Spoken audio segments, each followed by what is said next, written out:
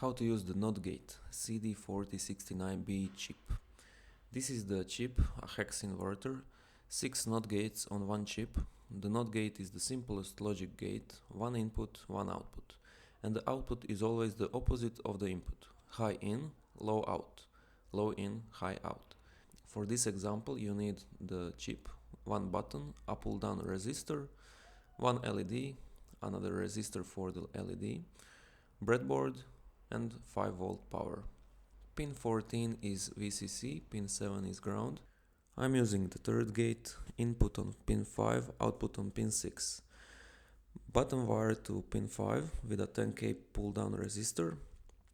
Pull down resistor is important because it defaults the input to low, otherwise the input would be floating and we wouldn't get what we expect. LED on pin 6 through 100 ohm resistor and to ground. So LED starts on because pin 1 is low and the output is high. Press the button, pin 1 goes high, output goes low, LED turns off. And that's it for the NOT gate. I covered other more complicated logic gate chips like NAND and XOR. Subscribe and check out on my channel.